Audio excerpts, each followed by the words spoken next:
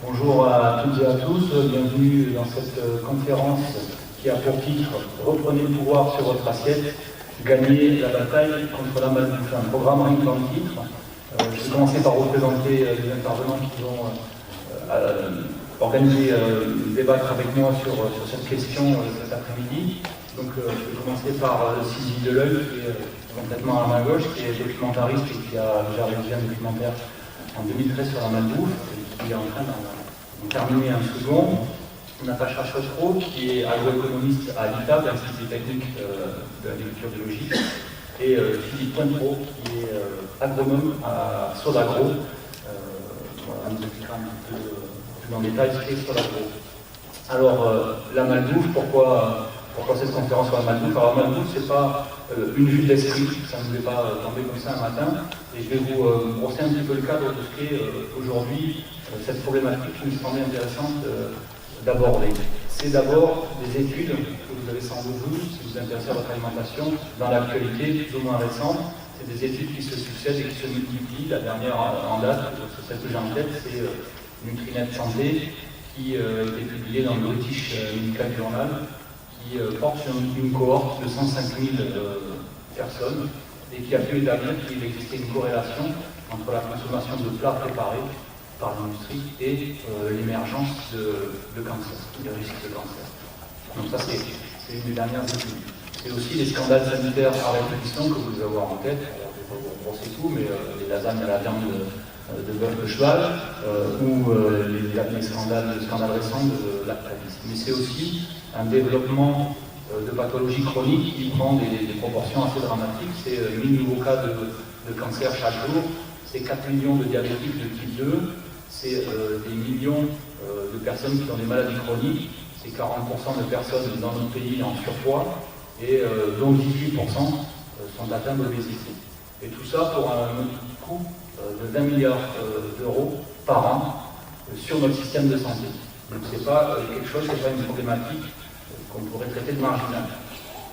Un autre sujet aussi que l'on abordera dans cette affaire de malbouffe, c'est l'histoire des additifs qui sont inhérents à cette malbouffe, et notamment des cocktails d'additifs que l'on trouve dans les plats préparés, qui ont un effet sanitaire, pour l'instant, difficile à évaluer, et ça c'est quand même assez dramatique. J'ai rencontré récemment au mois de juillet l'EFSA, qui est l'Agence européenne de sécurité alimentaire des aliments, à qui j'ai posé cette question: est-ce qu'il est possible de mesurer les effets des cocktails d'additifs? Ils m'ont dit, mais la question est tout à fait pertinente et louable, mais comment voulez-vous, il y a 300 additifs sur le marché, que l'on fasse des études épidémiologiques sur des cocktails de 4, de 5, de 10 ou de 30 additifs, chaque fois différents? C'est infini en termes de possibilités de tests qu'il faudrait réaliser. Donc aujourd'hui, on ne sait pas humainement faire cette évaluation, donc pas d'évaluation, pas de risque, tout va bien. Donc c'est sur ce contexte-là qu'on a souhaité, au groupe parlementaire de la France Insoumise, engager un travail, et on a demandé une commission d'enquête parlementaire sur le sujet, le premier qui a été demandé à l'Assemblée nationale au printemps dernier, un petit peu avant le printemps. Donc voilà pourquoi aujourd'hui on va aussi pouvoir avoir quelques éléments factuels à vous présenter. Alors, ce qui est intéressant aussi, c'est quand on parle de malbouffe, de savoir de quoi on parle exactement. Même si on va développer le propos, je voudrais brosser quand même un petit peu un premier cadre. Nous parlons d'une nourriture industrielle, bien sûr, c'est-à-dire qui est produite à grande échelle, mais ça ne suffit pas à qualifier de malbouffe. Il faut avoir une nourriture produite à grande échelle qui pourrait être produite dans des conditions d'avoir une nourriture saine. Donc c'est pas forcément l'histoire de l'échelle. Mais ce qui vient en plus de cette histoire de l'échelle, c'est que cette nourriture produite en masse, elle est aussi elle produit aussi des produits ultra transformés. Et donc ça c'est quelque chose que je voudrais vous expliquer, parce qu'un produit ultra transformé, c'est pas seulement une sardine dans laquelle on met de l'huile d'olive ou un saucisson qu'on aura passé en salaison. Les produits ultra transformés, c'est vraiment le cœur de la malbouffe. Et par exemple, une sauce maison est un produit transformé, qui est tout à fait sain. Une sauce déshydratée que vous achetez au supermarché est un produit ultra transformé. Autre exemple, les carottes râpées. Vous faites des carottes râpées chez vous, vous utilisez un produit agricole primaire, vous le transformez un peu, vous le râpez, vous l'assaisonnez, vous le trouvez en supermarché sous vide, vous me dites, voilà, j'ai des carottes râpées tout à fait saines, sauf que dedans, il y a des antioxydants et souvent du sucre, des extracteurs de goût. Donc voilà ce qu'est un produit ultra transformé. Un autre exemple qui pourra vous parler, c'est vous faites des lasagnes chez vous par exemple. Des lasagnes, c'est des pâtes de blé et puis de la viande, de la béchamel, donc vous savez faire. C'est ça en produit ultra transformé. Dans votre supermarché en plat préparé, vous allez trouver dedans quantité d'exhausteurs de goût, d'antioxydants, de conservateurs. Donc voilà un petit peu pour essayer d'aborder déjà cette question des produits ultra transformés. Il y a un chercheur de l'INRA qui travaille particulièrement sur ce concept-là, qui s'appelle Anthony Fardet, et qui a essayé de nous expliquer un petit peu comment on pouvait reconnaître un produit ultra transformé. Je vais résumer d'une manière assez simple, c'est quand tu ne peux pas acheter tous les ingrédients du plat préparé que tu viens d'acheter au supermarché du coin, c'est que vraisemblablement tu es en train de préparer un plat ultra transformé. Voilà. Je sais acheter, je reprends sur mes lasagnes, je sais acheter de la viande de bœuf, des pâtes pour faire mes lasagnes. Je ne sais pas acheter l'antioxydant, je ne sais pas acheter l'exhausteur de goût avec un nom en E, etc. Qui est dedans. Je ne sais pas l'acheter à l'épicerie dans bas de chez moi, donc je ne peux pas reproduire ces produits. Donc ultra transformés par une industrie, et ça nous donne une indication de ce que sont ces produits. Et ces dernières années, ces produits ultra transformés ont envahi nos rayons et nos assiettes aussi. C'est-à-dire qu'aujourd'hui, on est approximativement dans notre régime alimentaire entre 40 et 50% des produits que nous consommons qui sont des produits qui viennent de ces produits ultra transformés. Alors, Sylvie Deleuil ouvrira la discussion sur sur les méthodes dont disposent les industriels, celles qu'ils mettent en œuvre pour nous rendre accros à cette malbouffe. L'objectif de cette conférence, c'est que nous prenions conscience, bien sûr, que ce problème, il est systémique. On va bien sûr parler de mal manger et des impacts sur la santé que je viens de vous brosser. Mais c'est pas seulement ça. Quand je dis systémique, c'est que ce modèle alimentaire industriel, il vise à calibrer beaucoup de choses. Il vise déjà à standardiser les produits. C'est-à-dire que quand vous produisez en grand nombre, cette calibration de votre production exige que les produits pour entrer dans votre chaîne de production soient eux-mêmes calibrés. Et donc, pour avoir des produits parfaitement calibrés, je vais prendre un exemple, des fruits parfaitement uniformes, bien sans tâche, par exemple, pour entrer dans un système de commercialisation industrielle, ou quand on va avoir besoin d'un produit plus basique, d'un blé, par exemple, avec une teneur, par exemple, en gluten standard, parce qu'il n'est pas lifiable plus facilement, ben on rentre dans une calibration de la production. Et ça nous condamne à dépendre d'une agriculture conventionnelle, entre gros guillemets, qui est elle-même dépendante de pesticides et de toutes sortes de produits chimiques pour arriver à garder, je ne vais pas, une qualité constante, non, un aspect ou ça s'appelle une qualité, même si ce n'est pas des qualités, une qualité intrinsèque constante. Une qualité en termes de contenu du produit lui-même. Et cette nourriture et ce modèle industriel empêche le développement d'une agriculture, notamment bio, qui connaît pourtant une demande croissante, et une agriculture qui, surtout, pour nous, a des bénéfices. C'est la partie que va aborder Natacha Chotro, c'est les bénéfices d'une agriculture bio, locale, par exemple, et ce qu'on appelle dans le jargon des externalités positives. C'est des choses qui sont invisibles, que l'on ne perçoit pas quand on passe à la caisse et qu'on achète un produit bio, on n'imagine pas forcément tout ce qu'il y a derrière. C'est de la même manière, on n'imagine pas quand on achète un produit de l'agriculture industrielle ou de l'agroalimentaire industriel à bas coût à la caisse du supermarché, que ce soit le vrai prix que l'on paye. Parce que autant pour l'agriculture bio, dans le prix et contenu, c'est ce qu'on va voir, tout son bienfait pour l'environnement, autant dans l'agriculture chimique, vous payez un produit très peu cher, mais vous allez payer par côté, d'une manière différée, tous les méfaits qu'il va produire pour l'environnement, pour pouvoir compenser, ou sur notre santé. Un petit rappel à ce moment de mon propos introductif sur une notion qui me paraît importante d'aborder, c'est la notion de ce que l'on mobilise comme budget pour se nourrir aujourd'hui. En 1960, le budget des familles, c'était 35%, un tiers était consacré à s'alimenter. Aujourd'hui, en 2014, les chiffres dont je dispose, c'est 20%, un cinquième. Donc on voit qu'il y a eu une diminution drastique de la part de nos revenus consacrés à l'alimentation. Et c'est pas seulement une diminution, c'est aussi un glissement de ce flux monétaire. Même si en volume ça a réduit, ce produit ne va plus en direction notamment des agriculteurs. On pourra parler de revenus agricoles aussi, de revenus des paysans. Ce glissement de flux il est allé vers les industriels qui captent du coup ce budget que l'on met dans notre alimentation vers les industriels et la grande distribution. La dimension sociale est également très forte dans la malbouffe, puisque c'est un révélateur des inégalités sociales qui fracturent notre pays. Les classes les plus défavorisées ont recours le plus systématiquement, le plus fréquemment à la malbouffe. Mais cette situation, elle n'est pas une fatalité, car cette malbouffe, elle nous est imposée. Et les responsables sont assez faciles, à mon sens, à identifier. Ce sont les industries et leurs lobbies qui, à coup de marketing, ont réussi à nous imposer cette culture de la malbouffe à l'échelle planétaire. Il suffit de regarder, par exemple, le sponsor de notre cher Coupe du monde de football qui vient de se dérouler cet été, c'est Coca-Cola, un principal sponsor. Il y a aussi les politiques publiques, ou plutôt leur absence, qui nous impose la malbouffe par une législation qui est plutôt favorable à l'alimentation industrielle ultra-transformée. Exemple, assez récent, on a discuté en première lecture de la loi agriculture-alimentation et tout ce qui permettait d'aller vers une façon de manger plus sainement a été tout simplement balayé. Je veux parler notamment d'une alternative végétarienne dans les cantines scolaires. Je veux parler de la publicité aussi à la télé, parce que le marketing des lobbies, la pub à la télé sur les écrans d'ordinateur a une part importante. Maintenant, c'était trop contraignant parce que c'était un manque à gagner pour les chaînes de télévision. Je suppose cette pub qui vend à nos enfants des céréales, qui ne met pas de céréales dedans, mais du sucre et du gras, ou encore l'affaire du Nutri-Score qui reste facultatif.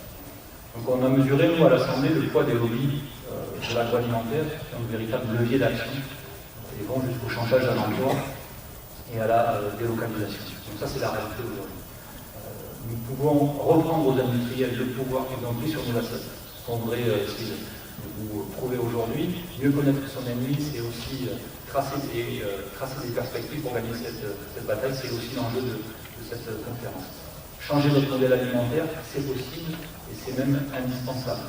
Alors en dépassant les idées reçues sur ce qu'on nous dit du coût financier de cette reconquête et de l'impossibilité technique, c'est Philippe Pointereau qui nous présentera en dernière partie, en dernier intervenant, le scénario à faire qui a développé Solagro pour un modèle alimentaire durable.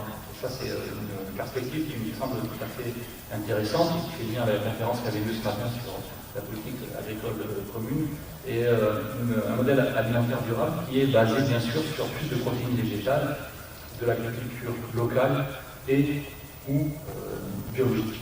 Voilà pour le cadre général rapidement brossé. On pourra revenir dans les discussions sur ces questions-là. Donc, je vais passer tout de suite la parole à Sylvie qui va vous présenter sa partie sur la puissance de l'industrie et des lobbies et la façon de nous vendre cette matière. Bonjour. Alors, en préambule, moi j'aime beaucoup citer Pierre Rabhi qui dit avant, quand on se mettait à table, on se disait bon appétit, et maintenant, j'ai plutôt envie de dire bonne chance. Donc, ça représente tout à fait ce qui est en train de se passer actuellement. On est de plus en plus dans une forme de suspicion par rapport à l'alimentation qu'on va chercher quotidiennement. Et c'est vrai que depuis quelques années, cette suspicion, elle n'a pas cessé de croître. Alors, pour de bonnes ou de mauvaises raisons, parce que en fait, c'est plutôt à cause, comme disait Loïc, de scandales, je dirais ponctuels, comme la viande de cheval dans les lasagnes, qui est la partie apparente de l'iceberg. Parce que depuis pas mal d'années, en fait, les études s'accumulent pour établir donc cette relation entre malbouffe et maladie chronique. Et donc pour compléter quelques chiffres cités tout à l'heure, cette année, par exemple, l'assurance maladie a sorti un bilan des affections longue durée. Et ce qu'il faut savoir, c'est que ces affections, qui sont donc des cancers, des diabètes, insuffisance cardiaque, elles n'ont pas cessé de croître depuis quelques années. En France, on a 10,5 millions de personnes actuellement qui sont concernées, donc plus de la moitié sont des femmes. Et en tête, effectivement, on trouve le diabète, le type 1 et 2. Ensuite viennent les tumeurs malignes et les cancers. Et donc ces dépenses pèsent effectivement aujourd'hui des dizaines de milliards d'euros. Donc c'est pas anodin, ça a un coût. Et on a un peu le sentiment que tout ça passe un petit peu à la trappe. En tout cas, qu'on va payer pour ça, c'est pas grave, et que la prévention est un peu mise de côté. Or, de nombreux scientifiques confirment qu'on pourrait éviter ces maladies, notamment en changeant nos habitudes alimentaires. Par exemple, j'ai rencontré Mathilde Touvier, qui était venue aussi d'ailleurs à la commission d'enquête, qui est une scientifique de l'INSERM, qui est chercheur en épidémiologie, et qui dit très clairement que si on suivait les recommandations nutritionnelles aujourd'hui, on pourrait prévenir d'environ un tiers des cancers les plus communs dans les pays développés comme la France. Donc c'est pas anodin. Le lien entre alimentation et santé, c'est pas un gadget, c'est quelque chose qu'il faut vraiment prendre au sérieux, qu'il faut vraiment prendre à bras le corps. Et c'est pas nouveau. Le problème, c'est qu'effectivement, nous, on arrive aujourd'hui à un petit peu faire sortir tout ça, mais ça fait quand même des années que des gens dénoncent les effets de la malbouffe. Et notamment, en 2005, par exemple, l'OMS avait déjà publié un rapport sur la hausse des maladies chroniques dans le monde. Et quelques années plus tard, j'ai interviewé le rapporteur à l'alimentation, qui était à l'époque Olivier de Scutter, qui n'est plus aujourd'hui, et qui était venu pousser un véritable coup de gueule sur cette question au Conseil des droits de l'homme à Genève. Et c'était en 2012, et nous l'avions filmé donc, avec Rémi Burkel, co-réalisateur, d'un film qu'on réalisait à l'époque pour France 2, qui s'appelait De la drogue dans nos assiettes. Donc si on peut passer un petit extrait de cette intervention.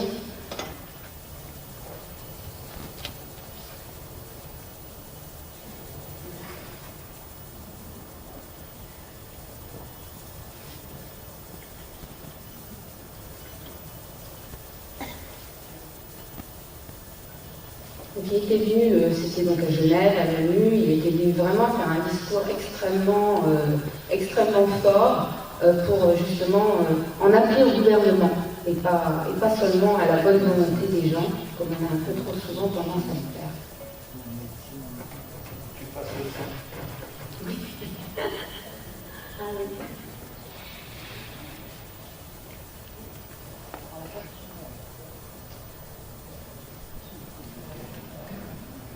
Tout à l'heure, ça marchait, hein. C'est toujours comme ça.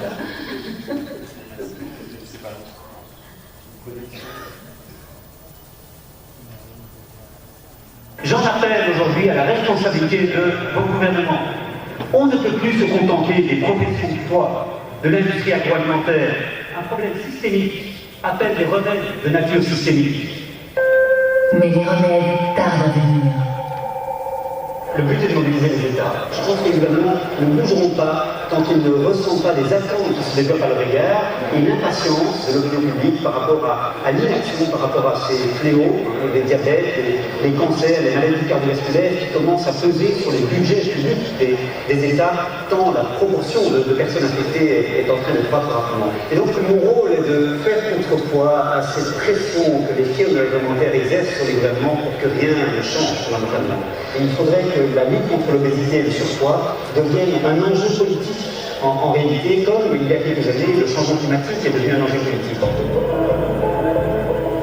Voilà. Donc, les raisons de ce bras de fer avec les industriels, quelles sont-elles?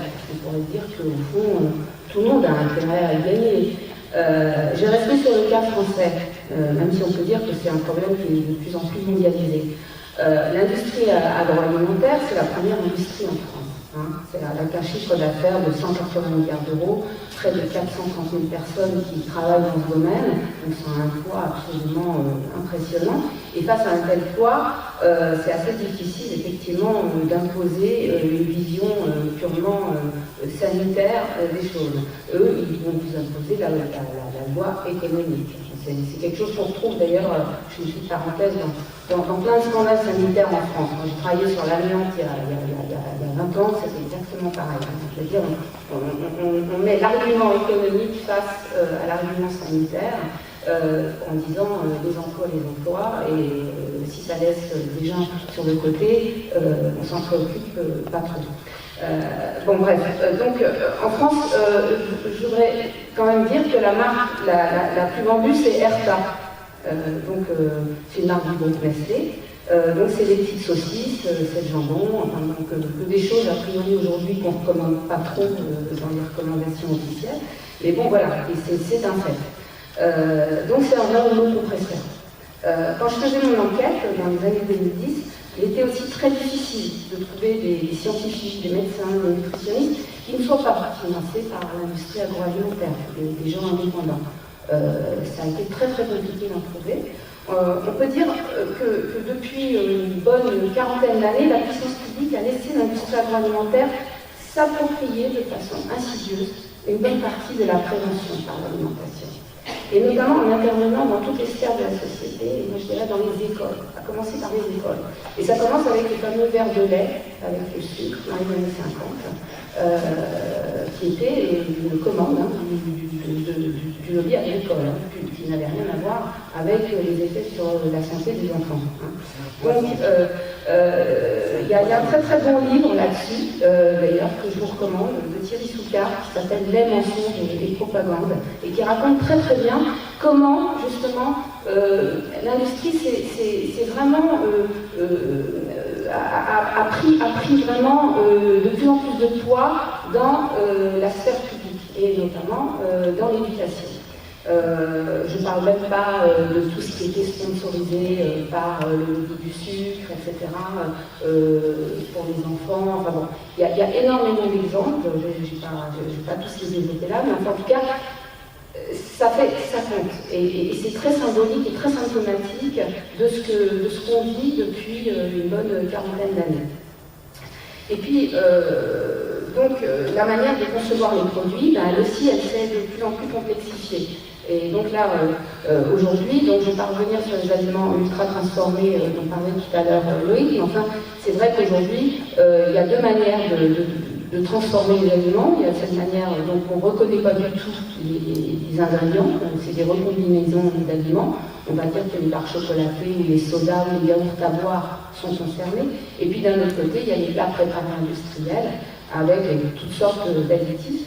Et donc là aussi, je vous renvoie sur le livre d'Anthony Fardet, Halte aux aliments ultra transformés, qui est un formidable plaidoyer justement et qui montre très très bien comment ça marche. Lui-même d'ailleurs, Anthony Fardet recommande de ne pas dépasser 15% d'aliments ultra transformés par jour, c'est-à-dire en gros 2. Et 2, ça va très vite. Je veux dire, du pain de mie, par exemple, d'une marque bien connue, c'est un aliment ultra transformé. Donc ça va très très vite. Et puis je vous ai amené ce paquet de biscuits que beaucoup d'entre vous connaissent. Je ne vais pas citer la marque, mais enfin je pense que vous la reconnaîtrez. Je pense qu'en tout cas vos enfants la reconnaîtront. C'est le biscuit le plus vendu au monde. Voilà. Et si vous lisez l'étiquette, alors c'est un peu la terreur des nutritionnistes. Il y a 99% de gras et de sucre, il y a 1% de protéines et je ne sais pas ce que c'est. Mais je vous l'ai amené parce que c'est surtout un modèle de marketing alimentaire. Parce qu'en fait, une spécialiste du marketing qu'on avait rencontrée nous avait très bien expliqué à quel point la texture de ce gâteau est un modèle. Alors, c'est une combinaison de craquant du biscuit avec la crème, et puis tout ça se mélange et procure une véritable sensation. Et donc, nous avions appris un mot que connaissent très bien les gens qui font du marketing alimentaire, qui est le mot palatable. Et alors ça, c'est le mot-clé. C'est-à-dire que c'est le mot, en fait, qui signifie, quand on mange ça, on a envie d'en prendre. Et donc là-dessus, évidemment, les gens qui font du marketing alimentaire, ils travaillent énormément là-dessus, vous imaginez bien.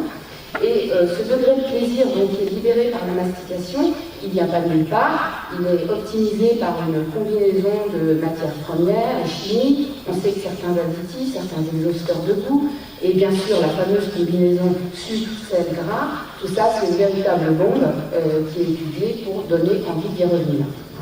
Donc, même si nous, on est plein de bonnes intentions, même si on sait que le gras, le sucre, c'est pas bien, qu'il ne faut pas en manger, ben voilà, on en mange quand même, parce que tout est fait pour ça.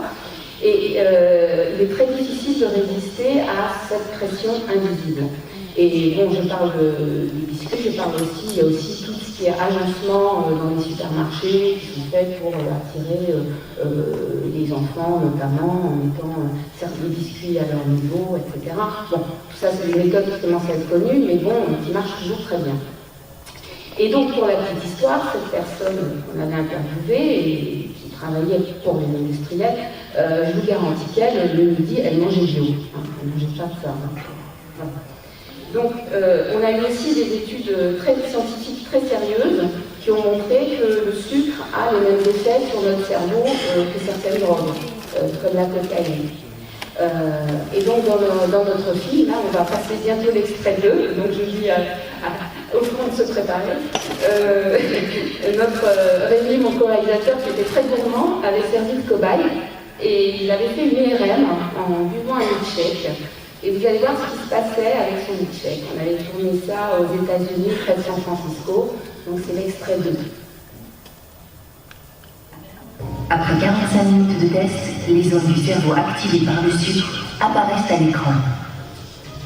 Ok, je vais voir si je suis un peu accro.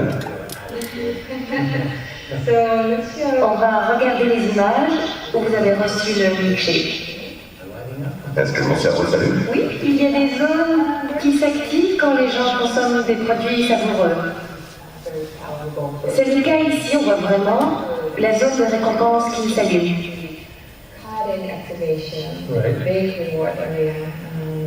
Alors, ça veut dire que ça va plus. Oui, ça vous a plu.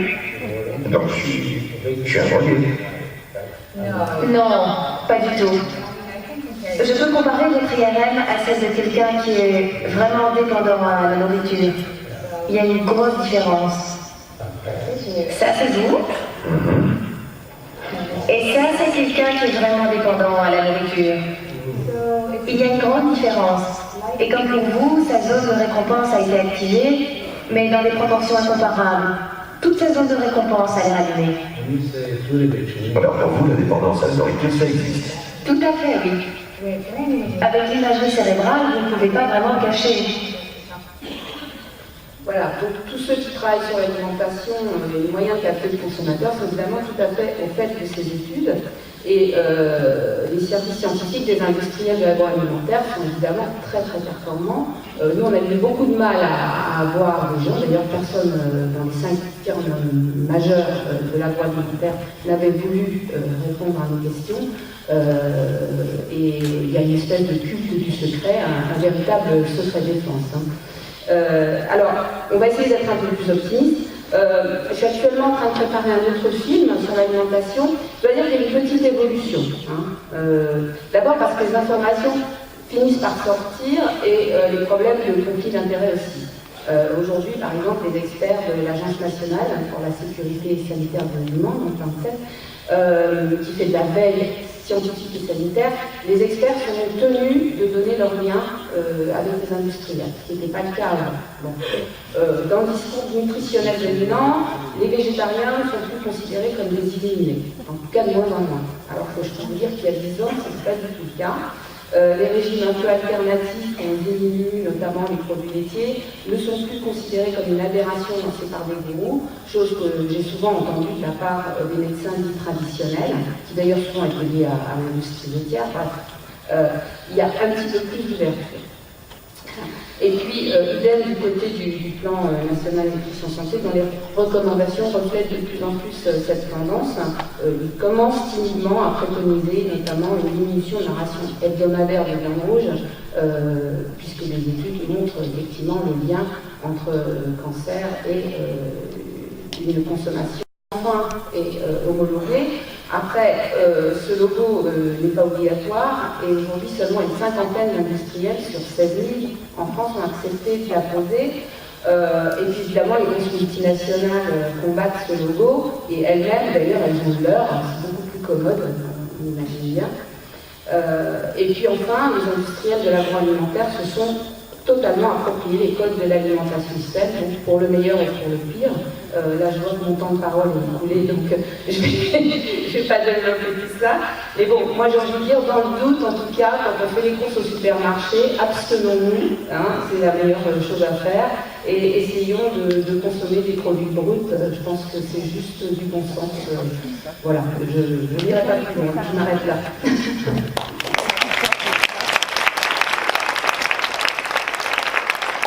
Merci beaucoup Sylvie de nous avoir fait partager votre travail documentariste sur cette façon de nous vendre cette map. Alors voilà, on va maintenant faire la transition avec l'exposé de Natacha sur l'agriculture bio. Alors, ce que je vous disais dans le propos liminaire, c'est que ce modèle dont vient de nous parler Sylvie, qui est un modèle industriel, implique une standardisation aussi de la production.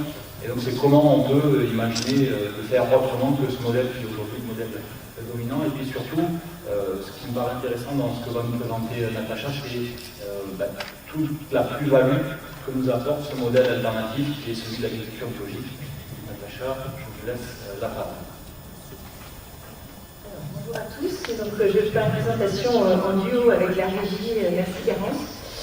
Alors, je vais vous présenter une étude, merci de m'avoir donné la possibilité de présenter ici cette étude qui nous a été commanditée donc, à l'ITA, l'Institut technique de l'agriculture biologique, avec l'appui scientifique de l'INRA, l'Institut national de la recherche agronomique, donc avec mon collègue co-auteur de l'étude Marc Demont en particulier. Donc c'est une étude qui nous a été confiée par l'ancien ministre de l'Agriculture Stéphane Le Foll, qui lui-même avait été interpellé par le sénateur Joël Labbé.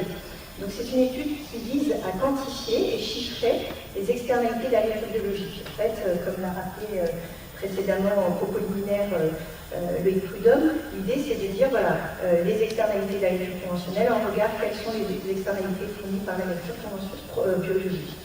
Donc juste pour être d'accord sur ce dont on parle quand on parle d'externalité, donc toute activité de production génère des effets, des impacts. Donc, qui peuvent être visibles ou moins visibles, qui peuvent être directs via des riverains, donc qui peuvent toucher de manière plus lointaine l'ensemble de la planète, avoir des effets plus globaux.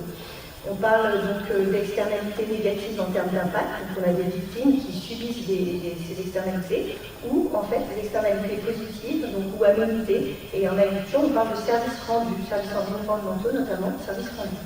Donc je vais vous présenter rapidement trois types d'externalités, environnementales, sociales.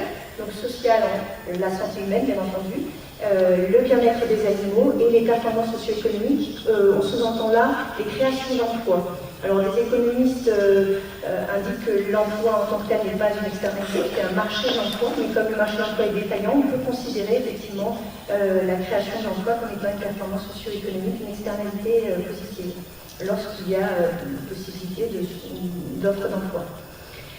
On a procédé par différentiel d'externalité entre agriculture conventionnelle et biologique sur la base en fait, de revues de la littérature scientifique. Donc on n'a pas recueilli des avis d'experts, on s'est vraiment basé sur des articles publiés dans des journaux avec relecture par pair. Pour comparer ces externalités. Donc il nous a fallu faire tout un travail déjà de quantification des externalités et on a regardé donc à partir du cahier des charges de l'agriculture biologique que vous connaissez, mais je rappelle rapidement, donc pas de pesticides de synthèse, pas d'engrais de synthèse et limitation du recours aux antibiotiques et aux additifs. Donc on a regardé finalement ce que ce cahier des charges permettait de limiter, voire d'éviter complètement en termes de pollution et en termes donc d'impact sur la santé. Au-delà du cahier des charges, l'agriculture biologique est caractérisée par certaines pratiques qui sont en moyenne davantage observées en bio par rapport au conventionnel.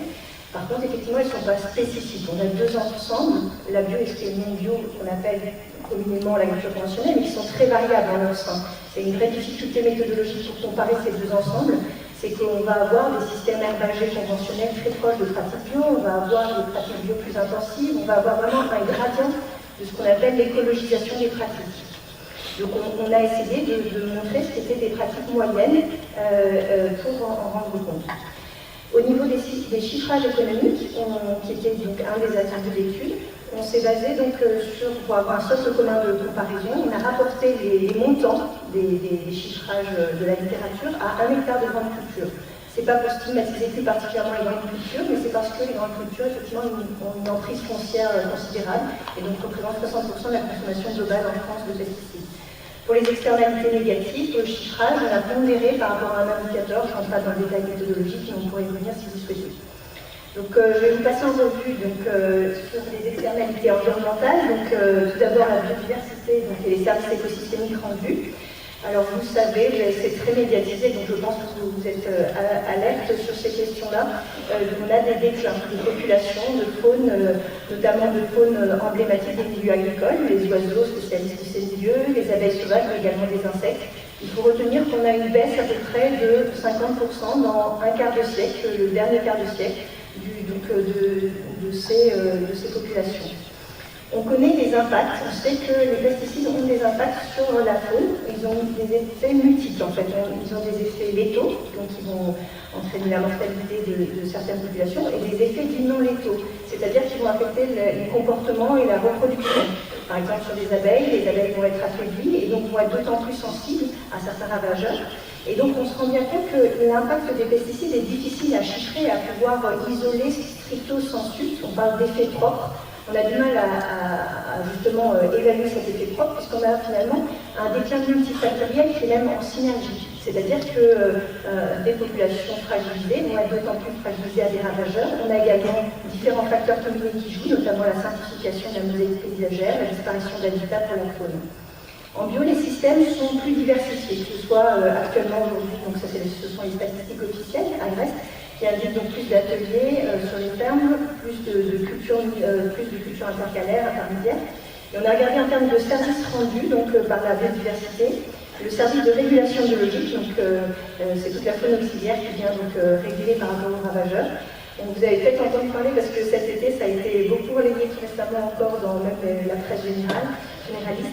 Le service de régulation ressort comme accru en agriculture biologique à partir d'une méta-analyse, donc il a regardé un très grand nombre d'études.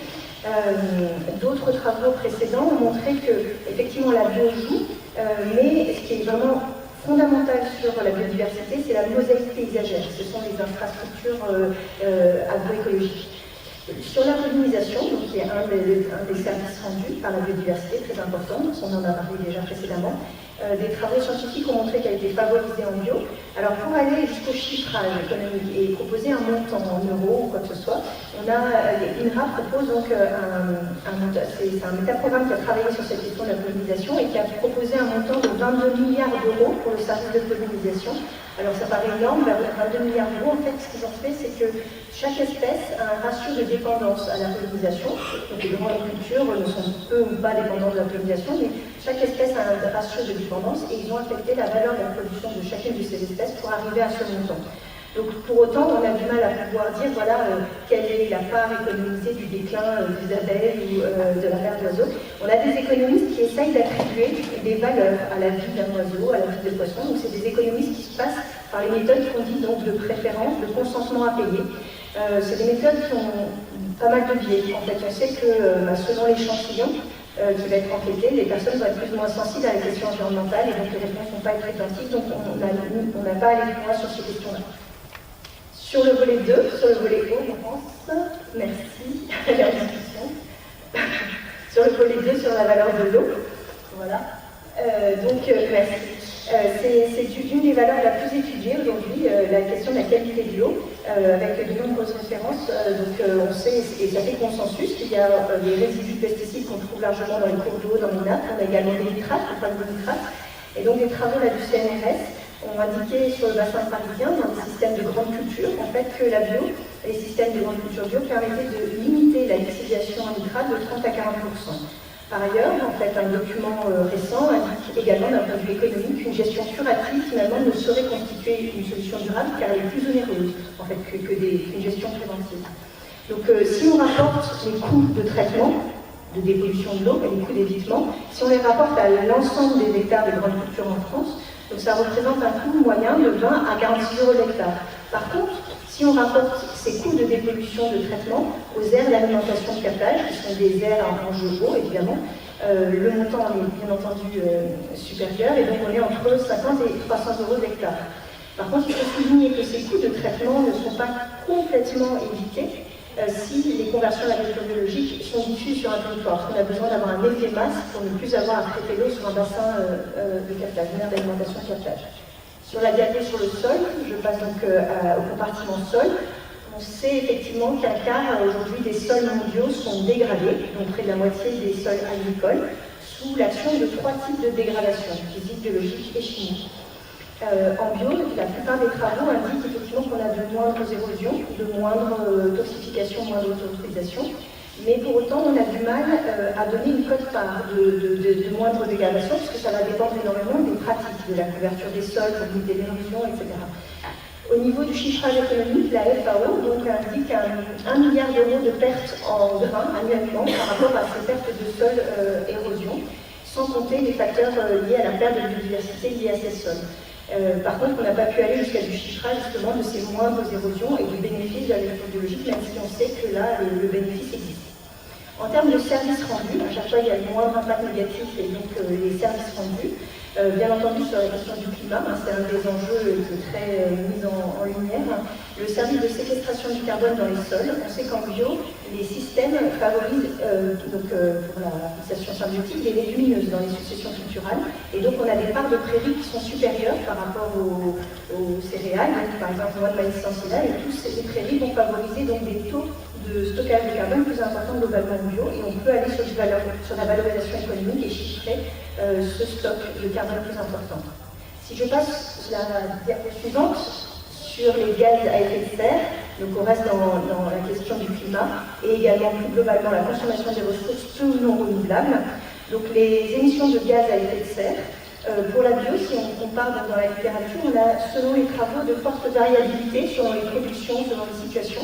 Ce qui ressort en tendance, en synthèse, c'est qu'à l'hectare, la bio est régulièrement meilleure, voire quasi systématiquement meilleure que la conventionnelle par rapport à ses émissions.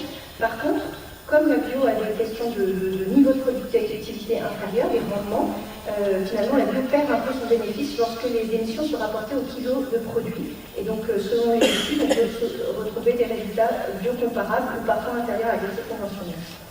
En termes de consommation de ressources, pour l'énergie, on a la même analyse que pour les gaz à effet de serre. Et pour le phosphore, on l'a mentionné parce que c'est un problème qui est commun, je dirais, à la bio, à l'agriculture conventionnelle. On a une vraie dépendance à cette ressource-là et dont le problème de l'utilisation va se poser. Les chercheurs indiquent qu'on a une visibilité à 100 ans sur le phosphore. En termes de ressources foncières, là je vais souligner en rouge, effectivement, vous voyez que c'est la question des moindres rendements qui revient régulièrement dans les débats, dans les controverses. Vous avez sans doute, si vous êtes intéressé par ces questions, entendu parler de nombreuses conférences, la bio peut-être Le Monde, etc. Donc en fait, c'est assez... lorsque l'approche est linéaire et qu'on dit moindre rendement, de manière assez directe, on dit, voilà, finalement, pour produire une même quantité, il va falloir plus de surface. Mais il nous semble, on n'est pas les seuls au niveau des différents chercheurs qui travaillent sur des scénarios, des perspectives, et Philippe en parlera davantage, qu'il nous faut élargir les périmètres d'analyse, c'est-à-dire pas uniquement considérer un hectare de grande culture bio versus conventionnelle, mais vraiment prendre en compte l'évolution du mode de consommation, les questions de gaspillage, d'autres usages des sols. Et justement, pour refaire référence à la cohorte BioNutrinet qui a été précédemment citée, donc il faut citer là l'équipe du professeur Herberg et la coordination de cette enquête BioNutrinet par Emmanuel Claes-Bio, qui travaille justement sur de longues dates sur la question de la qualité de l'alimentation et donc des impacts santé. À régime égal, une consommation bio générerait plus 18% d'occupation des terres, mais on le verra tout à l'heure, le régime alimentaire bio est souvent revu, reconfiguré, et aujourd'hui, en l'état, avec le régime alimentaire actuel bio, une consommation finalement bio générerait une occupation des terres qui peut diminuer de 18% du fait d'une moindre part carnée dans le régime. On va passer au volet santé, donc deuxième grand volet, donc d'externalité en fait. Donc notamment la question des pesticides qui est souvent sur le devant de la scène. C'est un problème complexe en fait. Parce que finalement, nous sommes globalement exposés à de multiples polluants chimiques, pas seulement des pesticides, mais effectivement de l'industrie, dans nos meubles, voilà. Donc c'est très difficile de pouvoir isoler un composé chimique et dire, voilà, et par ailleurs, par rapport aux pesticides, on est également exposé par différentes voies, qu'elles soient orales, l'alimentation, percutanée via la peau, respiratoire. Donc on a vraiment un phénomène complexe. On a des effets dits de toxicité aiguë qui sont relativement faciles à appréhender, puisqu'effectivement ils sont plus immédiats, et on a des effets dits d'exposition chronique pour lesquels on a vraiment des difficultés d'établir une causalité, avec notamment dû au fait du caractère multifactoriel des maladies et des effets retards, c'est-à-dire que la symptomologie va être décalée dans le temps par rapport à l'exposition. Pour autant, on a donc le gros rapport de l'INSERM de 2013 qui a montré des liens entre l'exposition à certaines familles de pesticides et certaines maladies professionnelles. Donc c'est suite à ce gros travail d'experts qui a été publié, en fait, que la maladie de Parkinson et un lymphome, le lymphome non-Hodgkinien, a été reconnu par la MSA en tant que maladie professionnelle. Pour la population générale, donc l'ANSES, qui travaille justement sur ces questions de risque, avait identifié donc 7 résidus en 2014 de pesticides pour les risques chroniques, 17 pour les risques aigus. Et entre-temps, depuis 2014, certains de ces pesticides ont été retirés, interdits. On a de nombreuses études récentes, notamment de l'INRA, qui montrent des effets cocktails, qui explicitent comme le fonctionnement de ces effets cocktails. Alors les effets cocktails ont été aussi évoqués pour les additifs. En tout cas, pour les pesticides, chacune des molécules, en fait, mises en commun, on observe des effets qui sont finalement plus importants que ceux de chacune des molécules. Donc ça a été prouvé par une équipe de l'INRA à Toulouse. Et également les effets faibles doses sur les perturbateurs endocriniens, on pourra y revenir si vous souhaitez. Pour le calcul des coûts pour la société, donc on a des coûts directs de prise en charge, par exemple, de ces maladies professionnelles, mais on a des économistes qui proposent de rajouter en fait aux coûts directs et indirects liés aux pertes de productivité ce que des économistes appellent la valeur de la vie statistique humaine. Et alors bien entendu, donc ça, cette valeur, c'est une valeur qu'une société consent pour éviter un décès, c'est-à-dire pour éviter un mort. Donc c'est des valeurs élevées, entre 3 et 8 millions d'euros par décès, et qui vont jouer un fort poids dans les calculs de ces montants. Donc je ne vais pas rentrer là dans le détail. Sur le deuxième volet, sur l'antibiorésistance, donc au moins 50% des antibiotiques, donc c'est un problème majeur aujourd'hui qui monte en puissance dans nos sociétés, notamment occidentales, très lié à la question de l'usage des antibiotiques. Dans le monde, au moins 50% des antibiotiques sont destinés à l'élevage. On sait qu'en bio, les systèmes consomment moins, donc avec des références là citées sur des systèmes conventionnels qui ont un usage accru de traitements allopathiques, dont les antibiotiques. Et donc là, le Bureau environnemental de la Commission européenne a fait une estimation en fait, du surcroît de décès lié à cette problématique de l'antibiorésistance. Et donc, ils ont annoncé 25 000 morts prématurés, parce qu'on ne pouvait pas les soigner, donc, par an au sein de l'Union européenne. Si on regarde les coûts générés par rapport à cette mortalité et qu'on rajoute la valeur de la vie statistique avec sa base inférieure de 3 millions d'euros, on arrive pour la France, rapporté à sa population, à 10 milliards d'euros par an. Donc à noter que voilà, on a mis en fait des montants qui étaient de valeur de la vie statistique, qui sont des valeurs qu'on pourra en rediscuter, qui ne sont pas des coûts pris en charge par la société, mais des coûts pour éviter des décès. Ensuite, pouvoir dire, bon, ok, la bio utilise moins d'antibiotiques, donc on va potentiellement être confronté à moins d'antibiorésistance, mais par contre, les chercheurs qui travaillent sur le concept de One Health, une santé globale, on est en lien étroit avec les animaux, en fait, indiquent que le transfert des résistances entre les bactéries animales et humaines existe, mais on ne peut pas les chiffrer de manière précise, donc on ne pourrait pas aller jusqu'au bout du calcul. Troisième volet, la question au niveau de la transformation. On passe donc sur les intrants additifs. Je vous rappelle au niveau de la réglementation, donc en bio, seuls 50 additifs sont autorisés contre les 320 additifs du conventionnel. Sans rentrer dans le détail de toute cette revue de littérature qui a été faite par un collègue spécialiste de la transformation habitable, les colorants synthétiques, en fait, en bio, je rappelle juste que les colorants sont interdits sauf pour quelques fromages traditionnels. On a des éléments de la littérature qui montrent des effets sur certains troubles de l'attention pour des enfants qui seraient sujets à hyperactivité. Et on a également une étude qui montre des questions de réaction allergique pour un des colorants synthétiques. En termes de conservateurs, donc, des études sur le benzoate de sodium indiquent in vitro, donc sur des adipocytes de souris, des impacts donc, sur le phénomène de satiété par rapport à l'obésité, donc le stockage des graisses. Et ce mécanisme est également décrit à l'échelle humaine. En conclusion de ce grand volet sur la santé, finalement, que ce soit lié aux pesticides, lié effectivement aux antibiotiques, aux additifs, à tous ces intrants, on voit effectivement qu'on a des externalités négatives, mais on a du mal à pouvoir les chiffrer. On voit vite que si on utilise des valeurs comme la valeur de la vie humaine statistique, on a tout de suite des montants, des chiffrages les plus élevés en milliards d'euros, mais pour lesquels les certitudes sont grandes. C'est-à-dire aujourd'hui, on ne peut pas dire les pesticides vont donner tant de pourcentage de cancer en plus. Les spécialistes qu'on a interrogés nous disent aujourd'hui, on ne peut pas le faire. On sait que pour le tabac fumé, va accroître d'un facteur 50% le risque de développer un cancer du poumon, ça on le sait. Et aujourd'hui, on ne peut pas aller sur des choses précises comme ça. En termes de bénéfices sur l'alimentation, donc les qualités nutritionnelles sont renforcées dans certains cas, plus de certains composants antioxydants et nutriments.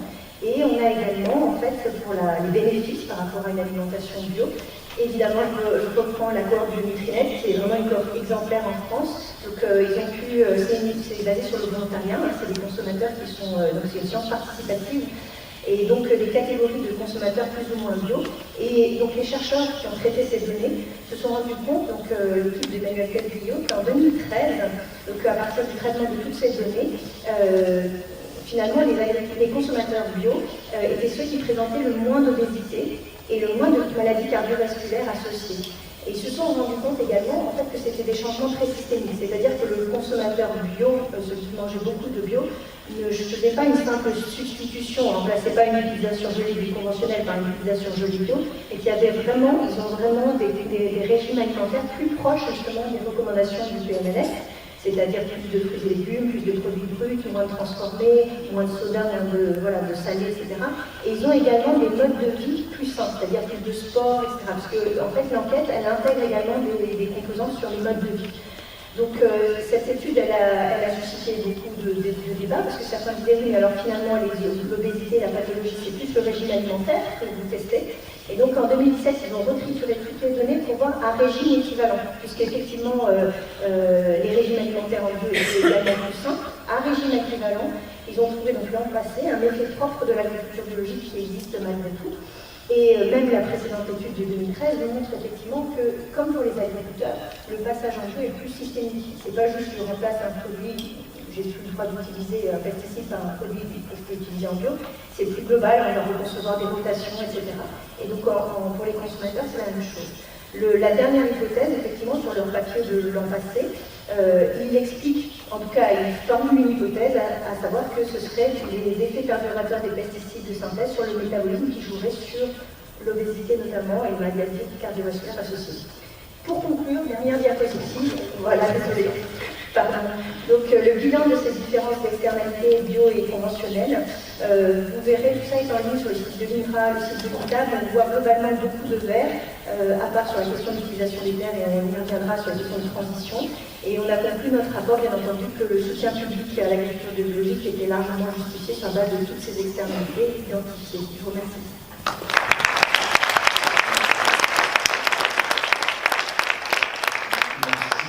Présentation très complète. On va aller un petit peu un cran plus loin, j'allais dire, mais ça a déjà été évoqué, c'est effectivement comment on passe d'une alimentation bio vers une alimentation durable, vers un changement de régime, notamment vers des rations plus végétales. Donc Philippe, je vais vous passer la parole pour nous exposer voilà, comment on peut changer tout ça et notamment évoquer une échelle d'action qui me semble intéressante. Je pense que vous allez l'évoquer, qui sont les projets alimentaires territoriaux qui allient aussi ce changement de ration alimentaire avec une relocalisation de la zone. Oui, donc je vais essayer de faire synthétique, on est un peu d'échange. Moi je travaille à Solagroup, une association basée à Toulouse qui a été créée en 1980, où on est 30 personnes à travailler. Et on travaille surtout sur le développement des énergies renouvelables dans l'agriculture et la relation agriculture-environnement. C'est vrai qu'avec nos travaux, la conclusion aujourd'hui, c'est que si on veut changer le modèle agricole, il faut changer le modèle alimentaire. Voilà, ça c'est la conclusion majeure, et qu'en fait l'alimentation est un véritable levier pour résoudre plein d'enjeux qui soient notamment environnementaux, mais aussi de santé publique notamment, voire d'emploi. Voilà. Alors, pour ça, on a eu plusieurs outils dans la besace depuis le temps qu'on travaille. Donc déjà, on a conçu des outils pour évaluer les performances environnementales de l'agriculture, qui nous a permis, en travaillant avec l'INSERM sur l'enquête des Nutrilett, d'évaluer l'impact des régimes alimentaires, de 36 000 personnes qui avaient été enquêtées. Voilà, je vous donnerai quelques résultats. Après, on travaille beaucoup avec les agriculteurs, donc on a aussi connaissance des systèmes agricoles qui sont performants, notamment les bio, mais pas que, quoi, ça dépend un peu de ce qu'on regarde. Et donc on a mis en place une plateforme qui s'appelle Oser l'agroécologie, où on met en avant des agriculteurs qui aujourd'hui mettent en place ces pratiques-là. En fait, les solutions techniques, on les a déjà, quoi, elles existent déjà, y compris dans l'alimentation. La question, c'est comment on accélère tout ça. Alors, le point, c'est qu'on a, donc en fait, en 2010, réfléchi à un scénario, c'est-à-dire qu'on s'est dit, bon, est-ce que la transition est possible? Et donc, on a modélisé tout ça jusqu'en 2050, en fait, en partant de l'assiette alimentaire. Donc, on part de la demande alimentaire, et pas de la production agricole. Donc, on a changé l'assiette, vous l'avez là. Donc, on a modifié l'assiette alimentaire avec la connaissance qu'on avait des travaux déjà menés, donc vers une assiette beaucoup plus végétale, puisqu'en fait, on passe en gros de 63% de protéines animales actuelles dans notre régime alimentaire quasiment à diviser par 2. Quoi. Donc en fait, on switch les protéines végétales et animales. C'est-à-dire qu'avant on consommait, on va dire, 2 tiers de protéines animales, demain il faut en consommer 2 tiers de protéines végétales. Voilà. C'est un peu ça la base un des bases du changement, avec en plus un problème majeur aujourd'hui, c'est les pesticides. Et donc avec l'objectif quand même de réduire fortement les pesticides. Donc dans le scénario actuel, on n'est pas à 0%, mais enfin je pense que l'objectif en 2050 devrait être 0 pesticides. Donc nous, on est à un facteur 4, on réduit 75% en développant majoritairement l'agriculture biologique. Voilà. Donc, en fait, avec cette vision systémique des choses, en fait, on arrive à tout résoudre. Parce que quand on vous dit que l'agriculture biologique ne va pas nourrir le monde, c'est vrai, hein, si vous ne changez pas de régime et que vous achetez tout en bio, les mêmes produits, forcément, comme la bio produit moins à l'hectare, il va falloir 6 millions d'hectares de plus en France, on les a pas, donc c'est pas possible. Donc les gens diraient, ça ne marche pas.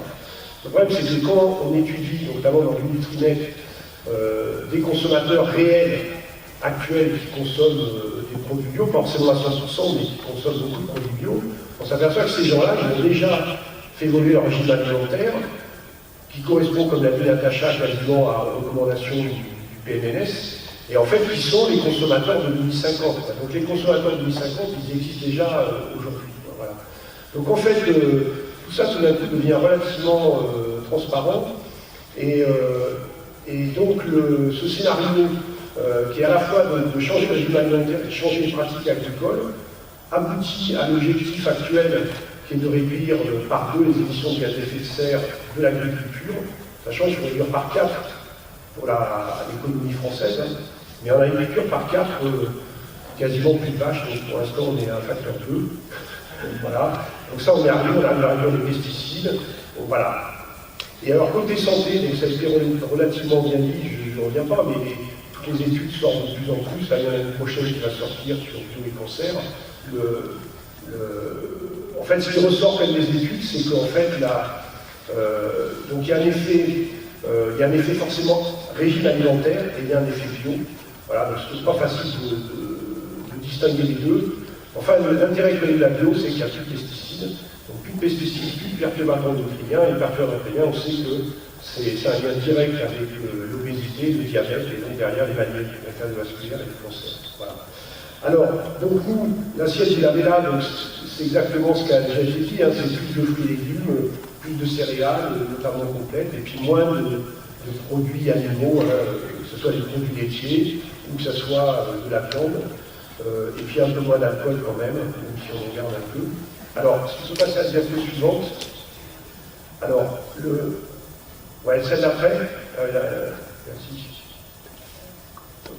Arrivé. Alors, le gros enjeu quand même, voilà. Maintenant, il y a l'effet de serre. Vous voyez que le climat est en train de changer, hein, cette année c'est l'Europe du Nord qui a été particulièrement impactée. Donc il y a un véritable enjeu sur réduire les gaz à effet de serre. Ce qu'il faut savoir, c'est que la filière alimentaire en France, c'est 35% des gaz à effet de serre. Donc c'est-à-dire plus d'un tiers. Comme il faut diminuer, diviser par 4, vous savez que si vous ne touchez pas à la filière alimentaire, vous ne pouvez pas y arriver. D'accord. Donc, et pourquoi cette filière alimentaire consomme, émet beaucoup de gaz à effet de serre? C'est essentiellement à cause de la consommation de produits carnés et laitiers, puisque le lait est fait à partir de vaches, puisque rien que le gaz à effet de serre des produits laitiers et de la viande, c'est quasiment pas loin de 90% des gaz à effet de serre, 85-90%, donc essentiellement à cause du méthane et du N2O, le CO2 pesant beaucoup moins à l'agriculture.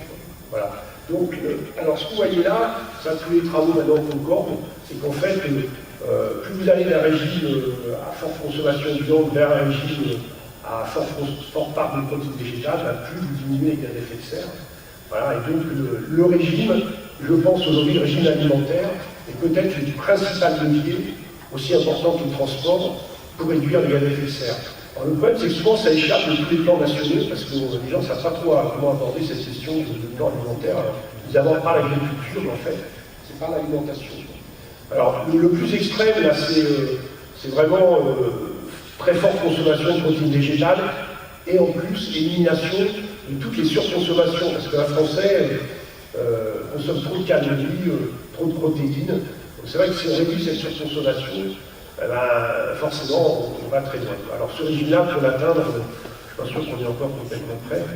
Donc nous, on est entre les deux pour l'instant, sous sorte de régime flexitarien, qui permet quand même, alors vous voyez qu'on n'est pas en facteur 2, mais les chiffres qui sont là ne tiennent pas en compte des pratiques plus vertueuses qu'on pourrait développer d'ici 2050. C'est-à-dire l'impact qui est mesuré là, c'est avec l'impact de l'agriculture actuelle.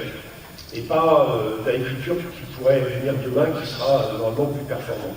Alors, je vais commenter la diapo suivante. Celle-là est intéressante. Alors, c'est les terres. Alors, en France, en fait, jusqu'à maintenant, on considérait que la France elle va nourrir le monde, elle a beaucoup de surface. Voilà. En fait, quand vous regardez de près, je dirais que la France est quasiment tout juste capable de se nourrir avec un léger excédent. Alors, vous voyez bien quand même que le trait rouge le plus à droite montre qu'il y a de la marge, puisque finalement, pour se nourrir, il faut moins de 4 mètres carrés. Donc, retenez que pour nourrir un Français, il faut un peu moins d'un demi-hectare, c'est-à-dire 4 mètres carrés. Voilà. On en dispose d'un peu plus, mais en fait, ce qu'il faut savoir, c'est que l'agriculture ne produit pas que des biens alimentaires. Que des denrées alimentaires. Il y a quand même aujourd'hui à peu près 2 millions d'hectares qui sont utilisés pour, je sais pas moi, le coton, enfin pas le coton, c'est pas en France, mais là on intègre éventuellement ce qui est produit ailleurs. Vous faites du caoutchouc, vous avez l'énergie, les agrocarburants, le tabac, les fleurs, enfin, voilà, tout un tas de lin, etc. Donc en fait, le disponible, vous voyez, il est déjà restreint. Le problème, c'est que dans un scénario de sortie du pétrole et des énergies fossiles, il va falloir quand même consacrer une partie de la biomasse pour des usages non alimentaires. Donc on sera toujours obligé d'avoir, que ce soit pour l'énergie, pour des biens, je sais pas moi, le coton, le lin, tous les nourritures, etc. Alors, après, il y a un autre enjeu pour la France, c'est que d'une part la population va augmenter, on va passer à 72 millions d'habitants en 2050, et que parallèlement, vous avez des terres agricoles qui se raréfient, puisqu'on urbanise aujourd'hui, on perd l'équivalent de 60 000 hectares par an, donc 60 000 hectares par an entre 2010 et 2050, c'était quand même 2,4 millions d'hectares. Donc comme je l'ai dit tout à l'heure, vous avez retenu qu'il fallait 1 000 hectares pour nourrir une personne, ça veut dire que vous allez perdre de quoi nourrir à peu près 6 millions de personnes, voilà, au régime actuel. Donc en fait, entre le fait qu'on perd des terres agricoles et qu'on n'arrive pas à arrêter ce processus-là, même s'il y a l'objectif de le ralentir, on arrive toujours pas, une PACA est une région particulièrement vertueuse pour consommer des terres agricoles, que la population augmente. En fait, la seule solution à l'équation, parce que les rendements agricoles n'augmentent plus, c'est la troisième variable. Aujourd'hui, il y a des rendements stagnent, il faut des yo-yo depuis à peu près 1990. La seule solution, c'est bien de changer le régime alimentaire. Donc c'est une nécessité pour les gaz à effet de serre et changer le point de vue interne, c'est une nécessité aussi, parce que malgré que la France est une terre très productive, etc., on n'a pas forcément les surfaces pour tout nourrir, et en plus, on a peut-être vocation quand même à exporter quelques céréales et légumineuses sur l'Afrique du Nord. Voilà. Alors, voilà, donc en fait, tout est un peu dans ce schéma-là, et en fait, ce qu'on voit très bien, c'est la capacité, en changeant le régime alimentaire, de résoudre ces problèmes-là. Et donc aujourd'hui, aller vers plus de végétal et plus de bio, vous jouez sur le volet santé, et vous jouez sur tout le volet environnemental. Et après, vous jouez aussi sur le volet emploi, parce qu'à développer des fruits et légumes, si vous les relocalisez, et je vais passer sur les BAT, si vous relocalisez une partie de la production en France, et bien aujourd'hui, pour produire, pour faire vivre un maraîcher, il vit sur un hectare. Et là, on a calculé que s'il fallait augmenter la consommation de fruits et légumes et les relocaliser en France, on peut créer pratiquement 300 000 emplois en France. Voilà. Donc il y a aussi ce côté-là. Alors là, derrière tout ça, ce qu'on n'a pas abordé, et je vais terminer là-dessus, c'est, on a dit qu'il faut avoir cette vision systémique entre la consommation alimentaire et l'agriculture, mais aussi faire en sorte que ça soit relocalisé dans la mesure du possible en France et près des lieux de production. Donc ça, c'est un concept qui émerge en ce moment du plan alimentaire territorialisé, c'est-à-dire c'est à l'échelle d'un territoire, en règle générale infrarégional, les communautés de communes, des métropoles, qui essayent de voir comment ils peuvent recoupler. Ils ont leur demande alimentaire, on peut évaluer en fonction du nombre d'habitants, leur régime, on peut faire évaluer le régime, et finalement, qu'est-ce que leur territoire produit, et comment on peut recoupler cette production territoriale avec la consommation. Donc à la fois s'assurer que les produits, je ne sais pas moi, le blé localement, tu fais faire la farine, il est consommé localement, il pourrait circuler un peu partout, il y a pour le lait, etc., le yaourt. Mais aussi faire évoluer l'agriculture du territoire pour essayer quand même de répondre un peu plus à la demande locale. C'est-à-dire, et souvent, on tourne sur le problème de production végétale à la consommation humaine, c'est-à-dire les fruits, les légumes, voire le pain, la farine, etc. Voilà. Donc ça, il y a au moins une expérience sur laquelle on travaille qui est à Rennes. Donc Rennes, la ville de Rennes et la métropole, ça fait longtemps qu'ils s'intéressent à ce sujet-là, une dizaine d'années, donc c'est vraiment des précurseurs. Et eux, ils avaient l'intérêt, c'est toujours cette vision systémique, c'est qu'eux, ils ont un gros problème sur l'enjeu eau. L'Ille-et-Vilaine est le premier département agro-industriel de France. Il y a plus d'emplois dans l'agroalimentaire que dans l'agriculture. Et donc, ils ont un enjeu sur la pollution de l'eau par les nitrates et les pesticides, mais aussi, aujourd'hui, un enjeu quantitatif, parce que la Bretagne n'a pas de nappe souterraine, et donc l'eau est superficielle. Avec le changement climatique, avec l'augmentation de la population qui aura en Bretagne et particulièrement autour de Rennes, c'est un enjeu majeur. Et donc, ce qu'a pensé la ville de Rennes, c'est de jouer sur la commande publique mutualisée, c'est-à-dire qu'en fait, les collectivités passent des commandes publiques, notamment en termes d'alimentation, mais pourquoi pas aussi en termes d'énergie ou de matériaux. Et donc, ils ont décidé de centraliser cette commande publique avec une centrale d'achat local, donc avec tous les acteurs, c'est-à-dire ça va des écoles, les lycées, les collèges, les maisons de retraite, les EHPAD, les universités, etc. Ça fait une énorme commande. Et en fait, de passer à un marché de prestations environnementales avec les agriculteurs situés dans les zones de captage. Donc il y a des zones très importantes, parce qu'il n'y a pas de nappe, c'est des grandes zones pour connecter l'eau. Et donc ils passent à marché, donc ils sortent de la... Ils peuvent comme ça relocaliser la commande publique. Alors vous savez que le problème de la commande publique, c'est que vous ne pouvez pas la localiser. C'est interdit dans le code des marchés publics. Et à travers une prestation environnementale, ils arrivent comme ça à faire que seuls les agriculteurs localisés dans les périmètres de captage peuvent répondre à cette commande publique. Ils peuvent rajouter un bonus. Et donc comme ça, ils espèrent aujourd'hui, ils ont contractualisé avec 50 agriculteurs. Le deal, c'est que les agriculteurs aillent vers des pratiques plus vertueuses, que ce soit en bio ou en tout cas réduire les pesticides, les engrais azotés, etc. De passer à 500, c'est-à-dire 25% des agriculteurs. Ça, c'est pour la commande publique. Et pour terminer, ils ont aussi créé une marque, Terre des Fruits, une marque privée, qui sera gérée par l'ensemble des acteurs pour s'attaquer au marché privé. C'est-à-dire que le marché public, c'est la restauration collective, mais les soirs, vous mangez chez vous. Et finalement, l'idée, c'est que si vous achetez des produits avec cette marque-là, vous saurez qu'ils viennent de la zone de captage, et donc en favorisant ça, demain, votre eau coûtera coûtera moins cher et sera de meilleure qualité. Quoi. Voilà. Donc aujourd'hui, je pense qu'il va falloir renforcer toutes ces approches très systémiques et relier la santé et l'environnement via toute la chaîne de l'alimentation et de l'agriculture. Voilà, je vous remercie.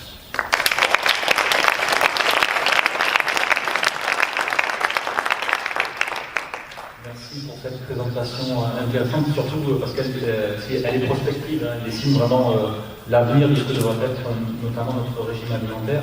Alors avant de vous laisser la parole, je voulais faire une petite conclusion assez rapide. Moi je trouve très intéressant cette discussion autour de la lutte contre la malbouffe, parce qu'on voit dans les présentations déjà que c'est quasi un concentré de toutes les problématiques qui sont posées et de tout ce qu'on propose aussi dans notre programme France Insoumise d'Avenir en commun. C'est-à-dire qu'on parle aussi bien sûr de changement du système agricole, c'est ce que l'on préconise, c'est pour ça que l'on milite. C'est aussi quand on parle d'augmentation des salaires, c'est pour acheter autre chose que de la nourriture low cost.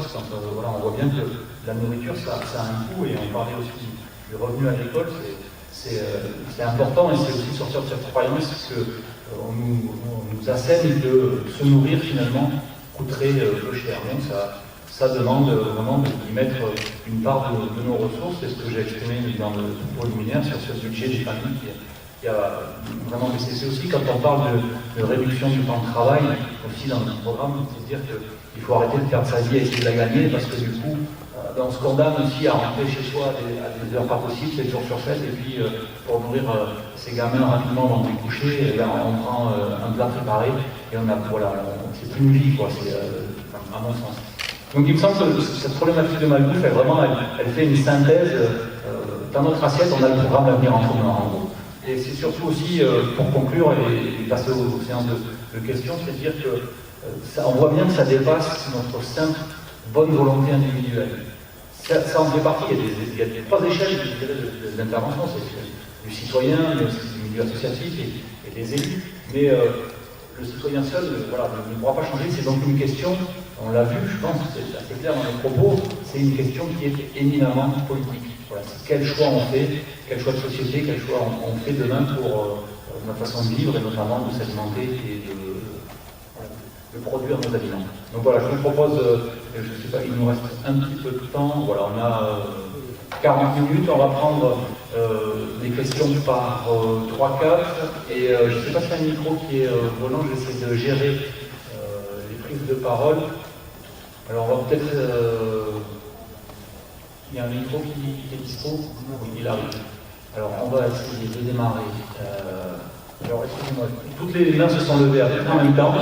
Je vais essayer de commencer par souci parité, par la dame en vert, le jeune homme juste à côté, et on va aller ainsi, comme ça, de manière un peu géographique dans la salle, parce que voilà, je sais qu'il y a une dame aussi au fond. Et essayer de faire, s'il vous plaît, des questions assez courtes et précises, qu'on ait le temps vraiment de répondre. Vous n'êtes pas frustré en partant. Bonjour, alors moi j'ai une question parce que j'étais un petit peu surpris d'entendre qu'une assiette, que la culture bio demandait plus de surface que la culture conventionnelle. Parce que moi il me semblait, en regardant par exemple la permaculture, qu'au-delà du cahier des charges bio à respecter, l'usage c'est aussi d'exclure un petit peu tous les gros engins agricoles qui pour moi nécessitaient d'avoir des grandes rangées vides, pour laisser passer les engins, etc. Et il semblait qu'au contraire, en permaculture, on pouvait optimiser et avoir beaucoup plus de culture à l'hectare. Je ne sais pas typiquement comment ça se passe à la ferme de Belvéloin, etc. Et du coup, je suis surprise d'entendre ça. Donc voilà, la question c'est... Surface, c'est versus permaculture, ok. Je mets juste à côté, on va répondre, on va prendre les 4 premières, on va répondre et on continuera ainsi. Moi, si je suis désolé, c'est 3 très courtes questions, c'est sur les indicateurs utilisés. La première, c'est est-ce que dans le passage au bio, quand on considère le rendement, est-ce qu'on se rend compte de la réduction du gaspillage qui est inhérent justement au passage au bio? On sait qu'avec le sens, c'est 30% de la nourriture qui est gaspillée dans les procédés de fabrication. Le deuxième, c'est est-ce qu'on prend en compte les externalités positives de l'agriculture, par exemple sur la réduction des gaz à effet de serre? Je sais qu'en sylviculture, la sylviculture permet d'absorber une partie des gaz à effet de serre. Donc est-ce qu'on prend en compte dans l'agriculture également? Et la dernière, lorsqu'on calcule les terres de surface utilisées pour l'agriculture, est-ce qu'on fait une différence entre ce qui peut être utilisé que pour des pâturages et ce qui peut être utilisé pour l'agriculture en termes généraux? Je pense à certains terrains dans les Pyrénées où on va pas remettre des brebis, par exemple, on ne peut pas faire pousser des vignes ou autre.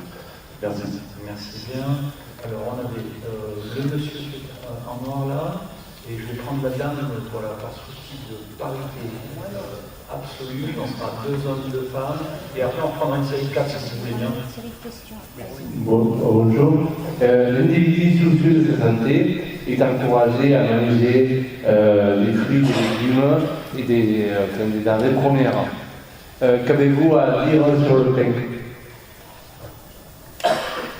Merci. Et la dame qui est au fond, voilà. On répondra à cette question. Merci pour vos interventions. Je complète l'intervention de M. Solagro. 2 chiffres qui me semblent importants pour compléter la nécessité de passer aux protéines végétales, c'est l'accaparement des terres, puisque les 2 tiers des terres arables de France, et c'est à peu près pareil dans le monde, sont accaparés pour faire pousser de l'alimentation qu'on donne au bétail, avec le ratio qu'on connaît de 3 à 10 protéines végétales nécessaires pour produire une protéine animale, selon l'espèce. Les gaz à effet de serre, vous l'avez dit. Dans le schéma des hypothèses selon le type de régime alimentaire, je me demandais pourquoi vous n'aviez pas, parce que ce n'est qu'une hypothèse, mis le schéma de l'hypothèse 100% végétale. Et vous avez dit on n'est pas prêt. Pour moi, il n'y a pas vraiment de logique ni de pragmatisme dans le on n'est pas prêt, donc je ne comprends pas pourquoi. Si on peut faire mieux, on s'arrête à moins de pieds. Voilà, ça ce que l'envisager pour voir, puisque c'est possible tant pour la santé que l'environnement est meilleur que pour la gastronomie, premièrement. Et deuxièmement, sur le programme du livret agriculture de la France Insoumise, qui favorise les petits élevages extensifs locaux et bio, ça pose des problèmes environnementaux qui sont considérables sur l'accaparement des terres puisqu'ils sont extensifs et que notre territoire n'est pas extensible à l'infini, premièrement. Deuxièmement, ce sont des animaux qui vivent plus longtemps, 2 à 3 fois plus longtemps que les animaux des élevages extensifs. Le poulet, par exemple, c'est 35 jours, donc ça pollue, mais ils vivent très peu. Donc, les animaux bio, locaux, voilà, sur les grands espaces, ils vivent 2 à 3 fois plus longtemps, ça veut dire qu'ils mangent 2 à 3 fois plus longtemps, ils boivent 2 à 3 fois plus longtemps, ils piétinent les sols avec les conséquences négatives qu'on connaît, les gaz à effet de serre, parce qu'ils respirent, etc. Et la pollution des sols avec les déjections, et donc vous l'avez dit, le méthane et le protoxyde d'azote, ça dure 2 fois à 3 fois plus longtemps. Donc ça pose un gros problème environnemental et d'inégalité sur l'alimentation, puisque si on fait ça, il faudra, je pense même tous d'accord, réduire drastiquement les protéines carnées, et ça va donc augmenter les prix aussi drastiquement, et la viande ne sera donc réservée qu'à une niche de gens très riches. Alors que si on passait aux protéines végétales, là, ça serait tout à fait égalitaire et excellent pour la santé, pour l'environnement, pour la captation du carbone et l'engrais naturel à l'azote. Merci. Quelle est la question? Merci. Alors, on va répondre à cette salle de 4 questions. La première, c'était donc surface versus permaculture. Est-ce qu'il faut plus de surface? Qui peut répondre à la question? Effectivement, la ferme du Béquéloin a été très médiatisée, effectivement, documentaire. En fait, c'est un modèle particulier, notamment en maraîchage, multistratifié. Là, quand je parle des rendements moyens bio versus conventionnels, c'est aujourd'hui, dans la réalité des rotations de grandes cultures bio comparées aux grandes cultures conventionnelles, on est sur des grandes cultures, on est sur des céréales, mais pas sur ces petites exploitations maraîchères très diversifiées en permaculture. Effectivement, dans ces systèmes-là, on peut avoir des rendements équivalents, voire meilleurs en fait, dans l'association, avec des services rendus, des ombrages, et voilà. Je ne rentre pas dans le détail de la permaculture, mais en moyenne, en France, les rendements sont effectivement inférieurs. Alors, selon je ne vais pas rentrer dans chaque production, mais disons de 20% en grande culture à 50% pour des céréales plus exigeantes par rapport notamment à la question de fertilisation azotée, de dépendance. Et donc, bien entendu, en bio, on utilise des légumineuses qui font de la fixation azotique, on utilise aussi du recours aux matières organiques, et ça permet de faire une transition avec la réflexion de madame, parce que si on veut développer la bio, comme ça a été dit par Philippe dans les transitions écologiques, si on veut développer la bio, la bio, dans son cahier des charges, dans ses fondements, reconnaît l'agriculture et l'élevage comme fondamental, puisque justement en fertilisant, c'est le cycle, c'est boucler les cycles de la matière organique. Et donc, en tout cas en bio, même si je respecte complètement les choix individuels de chacun dans la manière de s'alimenter, on n'a pas du tout, on a vraiment un soin à porter, et c'est même dans le cahier des charges de la bio sur les élevages, justement avec des accès au plein air, etc. Mais bon, on ne va pas rentrer par rapport à ça. Oui, tout à fait. Après, une autre réflexion donc, par rapport aux indicateurs, les indicateurs.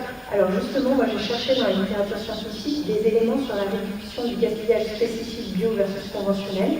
On n'en a pas trouvé. Après, on a essayé donc, le chiffre que vous citiez des 30% de perte à l'échelle globale, c'est pas seulement au niveau du procédé de fabrication, c'est pas que au niveau de l'agriculture, c'est vraiment in fine, au bout de la chaîne, avec toutes les pertes qu'il y a pu y avoir en magasin, dans les foyers, etc. Il y a 30%, effectivement, dont on crée du gaz à effet de serre, on perd de la biodiversité, tout ça, c'est 30% qu'on ne va pas utiliser.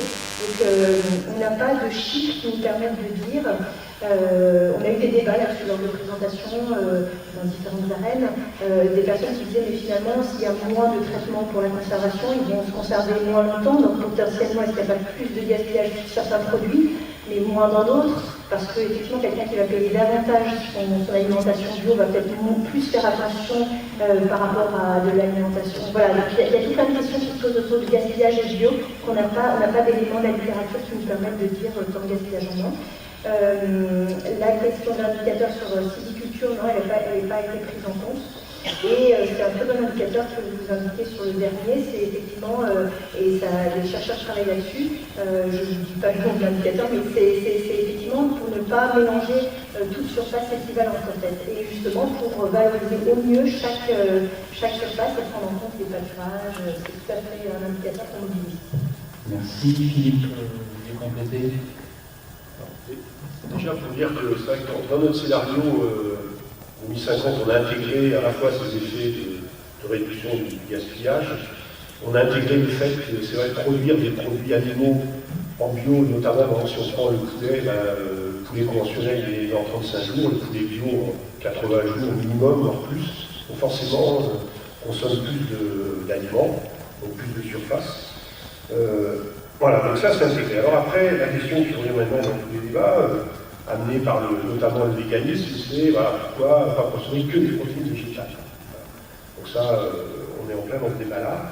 Alors c'est vrai que quand on regarde ce que j'ai montré, c'est vrai que là vous n'êtes pas en fait une publication, qu'on a étudié là, les bionutrinettes, donc quand on tire de plus sur du 15, c'est-à-dire les 25% de l'échantillon consomme de plus de protéines végétales, on est à 50% de protéines végétales. Ça veut dire que ceux qui sont à 100, on en a tellement peu qu'on a du mal à les caractériser. Ils existent, mais ils sont infinis, inférieurs à 1%. Donc nous l'idée, donc c'est vrai que je pense qu'on peut arriver à un régime végétal, donc pas végétarien, que végétal, et éventuellement avoir des objectifs nutritionnels faits, c'est-à-dire avoir toutes les recommandations satisfaites. Et là, on aura aussi un énorme impact de réduction des gaz à effet de serre et des surfaces, c'est un fait. La question qu'on a en France, c'est qu'on a 10 millions d'hectares de prairies naturelles.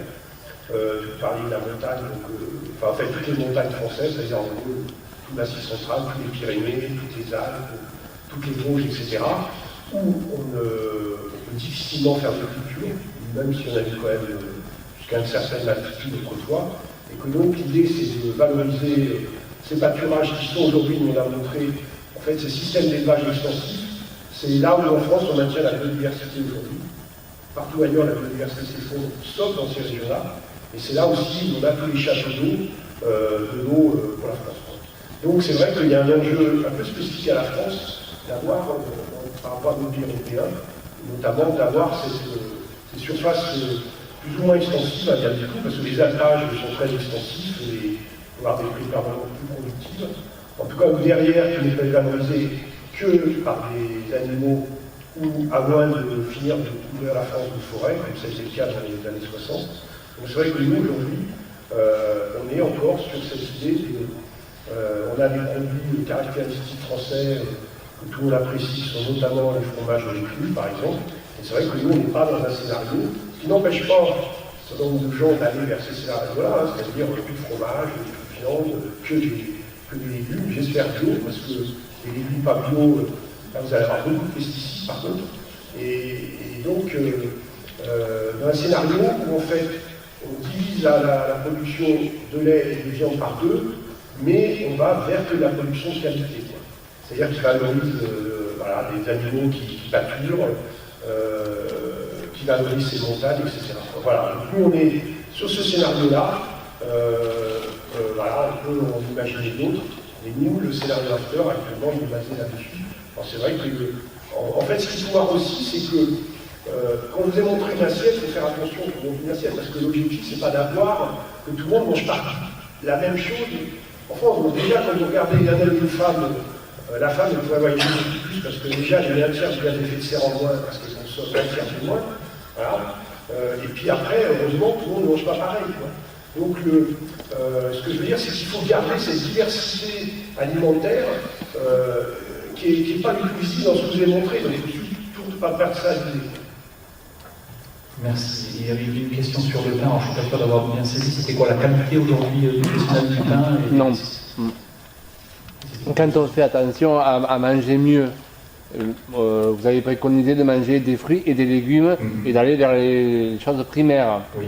Mais qu'avez-vous à dire sur le pain? Alors le pain, c'est une bonne question. Le pain, on ne peut pas le considérer comme un aliment ultra transformé, dans la mesure où quand il est bien fait, je crois qu'il est pain. Mais on a un problème avec le pain, c'est qu'aujourd'hui on trouve aussi des façons de faire du pain où on a des additifs et beaucoup de sel dans le pain. Donc il y a aussi ce problème de teneur de sel dans le pain. Donc, oui, pour que le pain soit un aliment de base sain, il faut aussi qu'on arrive à revenir vers les boulangers fassent respecter les recommandations, notamment de diminution du sel. Voilà, rapidement, pour pas trop étendre, garder le temps pour une dernière salle de questions. Alors, il y avait le jeune homme, là, juste voilà, à côté de toi, Garance, là, il y avait monsieur là, depuis tout à l'heure, et le monsieur devant, là et alors, moi, je peux me répondre pour l'autre. Il faut qu'on conclue après cette salle de questions. Oui, parce qu'il répond. Bonjour, Barthélémy, moi je suis agronome, je travaille pour la défense des paysans au quotidien, et je suis ici parce que je vois une coïncidence entre la défense que je fais au quotidien dans mon métier d'agronome et le projet d'agriculture paysanne qui est défendu à la France Insoumise. Et du coup, je vais pas avoir une question sur la question de l'élevage.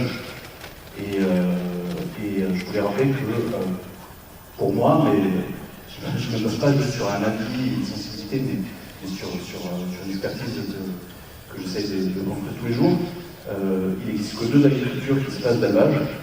C'est l'agriculture sur brûlis et l'agriculture industrielle et les productions en sol, type tomate en sol. Et du coup, en réponse à ça, le projet d'agriculture paysanne sans élevage est caduc. Et du coup, je remercie le collègue agronome de Solagro de ne pas avoir envisagé le scénario sans élevage. Merci. Alors, on va finir la travail ici, et après on se déplacera, et ça nous fera pour les 4-5 questions, et on aura tout le monde répondre. Bien, je suis un apiculteur, mais je voudrais quand même préciser qu'il me semble que je partage complètement la présentation de cette malbouffe avec l'ensemble des gens qui se sont exprimés, mais il me semble que, et je voudrais revenir sur cette diapositive qu'on a vue qui s'appelle Nutri-Score, et sur l'analyse nutritionnelle. En fait, là je vais vous citer une histoire que Jean-Luc s'est servi. C'est une petite association environnementale qui est basée à Montpellier qui s'appelle la Carence Voyageuse, qui a établi à partir de fiches où elle a retrouvé une analyse nutritionnelle de 1956 sur des pommes. Elle s'est rendue compte que pour aujourd'hui manger la valeur nutritionnelle d'une pomme de 1956, il faut en manger 70 industriels.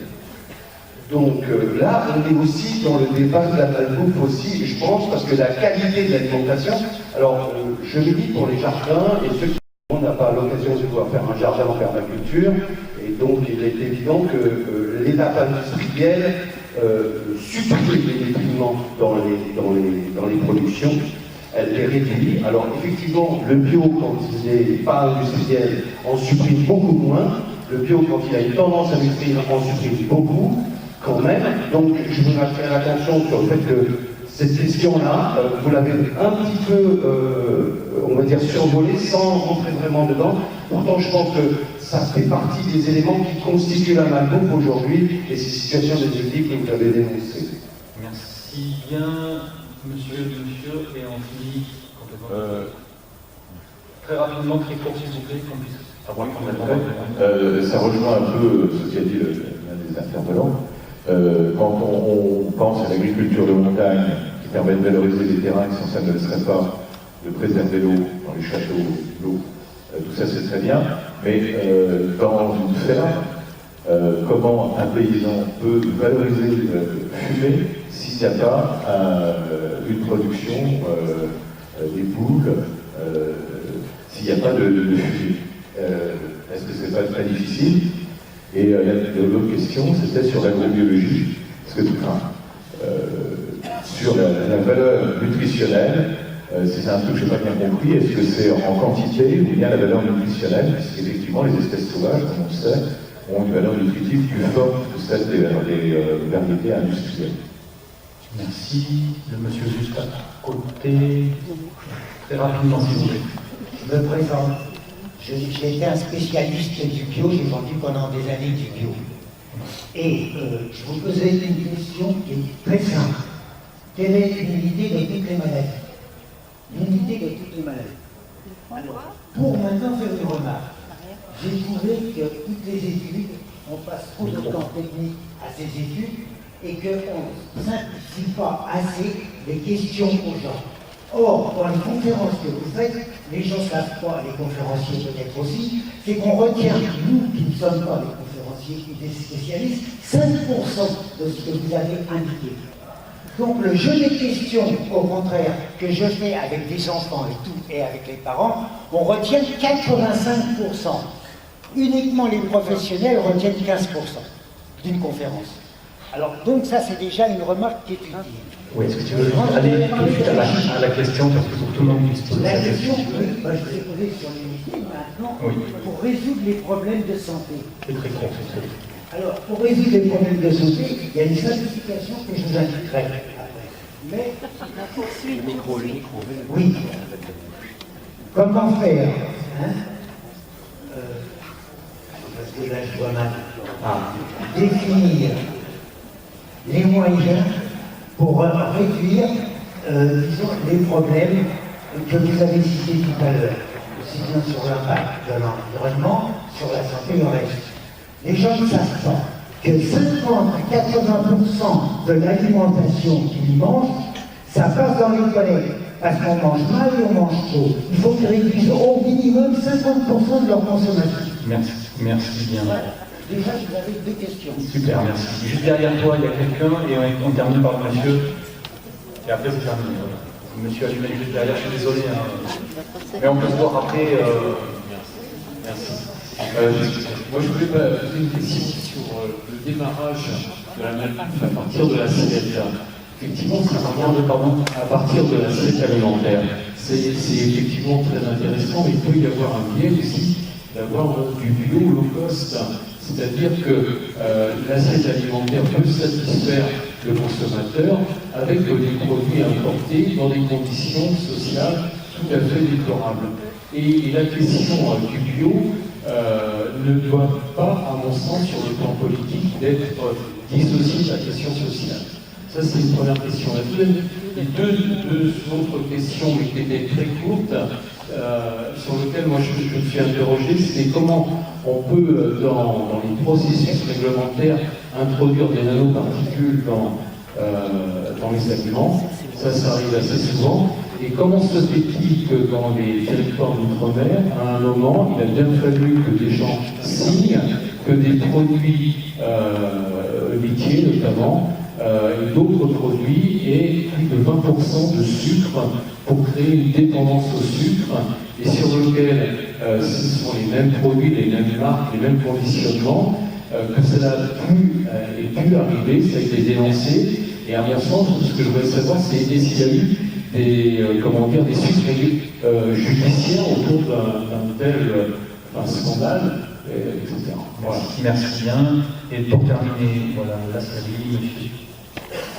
Oh madame, alors, pour la parité, je suis désolé, on va la prendre quand même, mais on va laisser la personne. Vous avez écouté le programme de nutrition santé, puisque vous parlez de René Fardet, qui est aussi dans un autre documentaire qui s'appelle Retour en grâce et graisse, et d'autres médecins dans ce documentaire pointaient le fait qu'il ne s'agit pas seulement de manger des nutriments, mais des aliments. Et ce programme de nutrition santé, maintenant on sait qu'il n'est pas équilibré, qui ne fait pas la part aux perturbateurs endocriniens, aux additifs dont vous parlez, etc. Donc est-ce qu'il y a dans les travaux qui sont prévus quelque chose de prévu justement pour modifier ça qui apparemment est quand même un peu poussé, moi j'ai l'impression, par les différents lobbies industriels et compagnie. Parce que là, le programme de nutrition santé, actuellement, il n'est pas valable, quoi. Il y a plein de manques. Et les équilibres.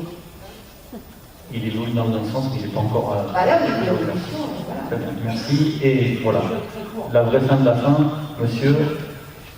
Parce que, pour aller très vite, je trouve qu'il y a un grand action du débat, c'est les salariés de l'agroalimentaire quand même. Je ne sais pas quel est lequel des bouquins qui avait parlé de 450 000 ou 460 000 salariés dans l'agroalimentaire. D'accord. C'est quand même un des chiffres essentiels. Moi, j'habite dans une région, le nord du Lot, on a discuté hier, où il y a le groupe Andros. Il faut savoir, là on a un vrai problème de développement de l'agriculture. Le groupe Andros a été créé après la guerre, avec une famille qui fabriquait des confitures, qui les a transformées, qui les a vendues. L'entreprise s'est agrandie. Aujourd'hui, ils sont propriétaires de materne, de bois, etc. Puis on courant toutes les saloperies qu'on peut trouver. En gros, le processus de fabrication en France, il est nickel. Pas de conservateur, pas de colorant, pas de rien. Le seul problème, c'est les fruits convaincants. Il y a 50 ans, on fabriquait des fruits en France. Aujourd'hui, on les importe de Chine pour les exporter sous forme de petits flacons ou chargés. Ça n'a pas duré éternellement, le bordel. Voilà. Merci. Alors, on va essayer de répondre très rapidement. Alors, juste une réponse très rapide sur le bio low cost. Effectivement, pour nous, il n'y a pas de bio sans local. Enfin, le bio n'est pas la balance ici, c'est pas local. Le bio, il est caduque, hein, ce qui fait venir de l'autre bout de la planète, on est bien d'accord. Et sur l'histoire des sucres d'Om-Tom et des nanoparticules, pour que ce soit, pour qu'il y ait une condamnation, il faudrait juste qu'il y ait un cadre légal. Or aujourd'hui, rien n'empêche un industriel de mettre 2 fois plus de sucre pour tel pays, tel marché, tel pays, parce que le goût du consommateur, je veux le transformer ou je veux m'adapter à son goût. Bon, voilà, juste pour ça. Après, sur d'autres questions. En prolongement de le bio devenant de très loin, enfin je ne sais pas vous, mais moi j'apprécie de pouvoir manger du chocolat, je suis assez gourmande. En fait, il ne faut pas non plus peut-être être trop radicaux sur notre... Bien entendu qu'il y a des choses qui viennent exotiques, on va dire, entre guillemets, du café, du chocolat, des bananes, et donc à vouloir. Bien entendu qu'il faut privilégier notre approvisionnement le plus local possible. Mais l'idée, vous avez vu le développement aussi de toute la démarche fair trade, équitable, les produits équitables, et de plus en plus, les 2 logos sont associés avec des logos bio et équitables qui essaient dans les pays du Sud de produire avec des cahiers des charges respectueux de l'environnement, mais aussi respectueux des conditions sociales, avec des formations localement, etc. Donc je pense que l'idée, bien entendu, c'est de travailler localement, mais c'est que la bio est aussi, qu'on ait une transition écologique à plusieurs échelles, et pas que pour notre petit territoire français, mais plus globalement. Donc moi, je dirais que oui, il faut cette transition, il faut la réfléchir à tous les niveaux. On peut la réfléchir pour la France, on peut la réfléchir pour l'Europe.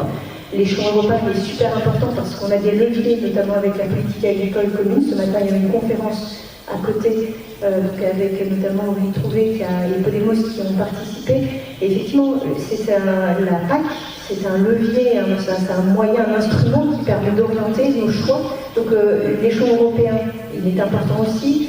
L'échelon mondial, il est important parce que notre alimentation industrielle qui consomme des tourteaux de soja importés, on a des impacts, on a ce qu'on appelle de la déforestation importée. Donc on voit bien que toutes les échelles sont imbriquées. Et donc il faut réfléchir à l'agriculture biologique en France, mais aussi à différents leviers et changer les modes plus globalement. Voilà, par rapport à ce côté bio, quel niveau, quelle échelle. Après, peut-être que Sylvie, tu voulais. Non, moi, je voulais juste dire en réponse au monsieur, ce n'était pas une question d'ailleurs, mais bon, je vois que quand on a travaillé justement sur tout ce qui était agroalimentaire, on a tenté de contacter un certain nombre d'entreprises, et pas seulement les multinationales. Donc les multinationales, c'est clair qu'elles ne voulaient pas, et même les entreprises françaises ne voulaient pas les avoir fortes. Ce que je veux dire, c'est que même une société comme Andros, qui a sûrement des qualités, puisqu'il n'y a pas de raison, il n'empêche qu'il est de toute façon très difficile, ce sont des gens qui ont beaucoup de mal à communiquer et à vouloir entendre. Voilà. On peut t'inviter dans le site, avec le syndicat, on peut faire rentrer dedans. Oui, bah, avec plaisir. Alors là, Rendez-vous, ça vient. Juste, il y a une question sur la qualité intrinsèque des produits qui, dans le temps, a beaucoup baissé. Et moi, je m'aventurerais peut-être sur un élément de réponse. Effectivement, ça rejoint aussi l'histoire des projets alimentaires territoriaux où on va revenir sur une production locale, avec aussi peut-être un retour sur des variétés adaptées aux conditions locales de production, des variétés anciennes, avec des conditions de culture qui sont aussi sur de la longueur pendant laquelle je fais pousser mon légume, le fruit, j'élève, etc., etc. Je pense que c'est en revenant aussi sur une localisation de la production et avec des variétés anciennes qu'on va pouvoir retrouver les qualités qu'on a perdues par de la sélection, où on a fait de la sélection des semences ou des produits aussi pour une productivité, mais pas pour une qualité intrinsèque du produit. Bon voilà, je m'aventure sur une autre réponse. En vérité, je pense que la réponse, c'est plus vous qui pouvez la donner, c'est sur la qualité du sol, c'est-à-dire il y a une question de type. Voilà, mais voilà, je dis c'était un début de réponse, il y a une grande discussion, c'est un champ très vaste, le souffle, Natacha. En fait, pour quelques composés, en fait, c'est le degré de maturité qui va jouer beaucoup. La question par exemple des polyphénols, en fait, on voit bien que selon le degré de maturité du fruit, la quantité va varier beaucoup. C'est même pas à la limite l'eau, l'itinéraire technique, c'est vraiment le degré de maturité. Donc on voit bien que c'est plurifactoriel. Et pour ceux qui travaillent en agronomie, on sait bien que tout est impliqué pour avoir.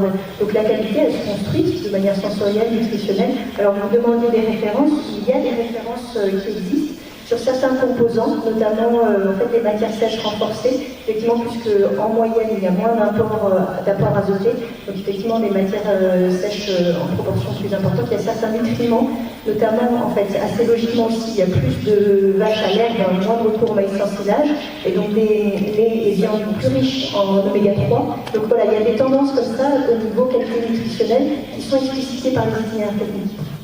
Vous aviez présenté cette mais j'ai survolé plein de choses. Vous savez, le rapport, il fait 150 pages.